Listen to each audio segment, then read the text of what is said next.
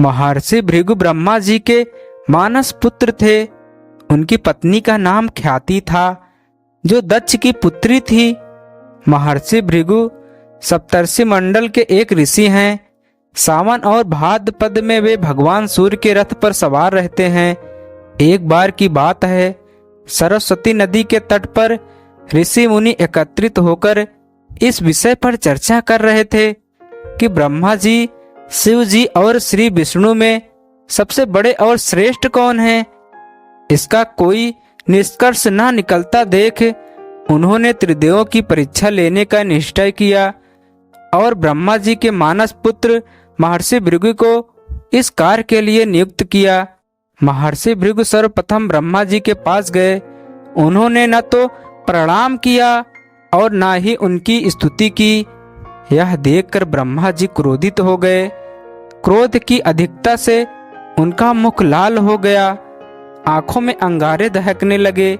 लेकिन फिर यह सोचकर कि ये उनके पुत्र हैं, उन्होंने हृदय में उठे क्रोध के आवेग को विवेक बुद्धि में दबा लिया। वहां से महर्षि भृगु कैलाश गए।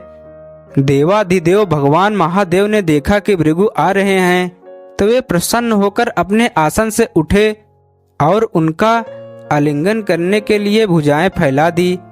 किंतु उनकी परीक्षा लेने के लिए भृगु मुनि उनका आलिंगन स्वीकार करते हुए बोले, महादेव, आप सदा वेगों और धर्म की मर्यादा का उल्लंघन करते हैं। दुष्टों और पापियों को आप जो वरदान देते हैं, उनसे सृष्टि पर भयंकर संकट आ जाता है।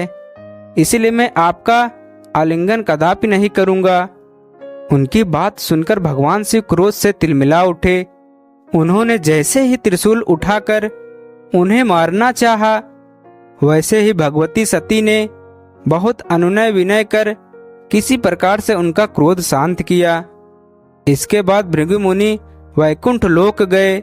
उस समय भगवान श्री विष्णु देवी लक्ष्मी की गोद में सिर रखे कर लेटे हुए थे। भृगु ने जाते ही उनके वक्ष पर एक तेज लात मारी।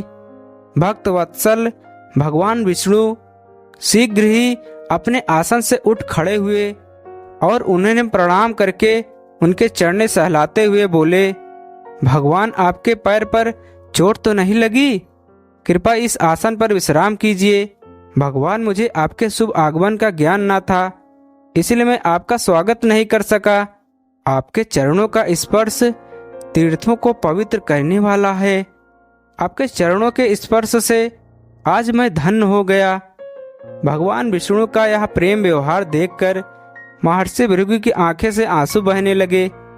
उसके बाद वे ऋषि मुनियों के पास लौट आए और ब्रह्मा जी, शिव जी और श्री विष्णु के यहाँ के सभी अनुभव विस्तार से कह बताया।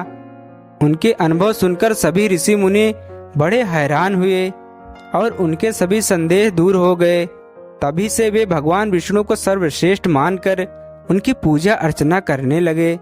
वास्तव में उन ऋषि मुनियों ने अपने लिए नहीं बल्कि मनुष्यों के संदेशों को मिटाने के लिए ही ऐसा लीला रची थी। धन्यवाद।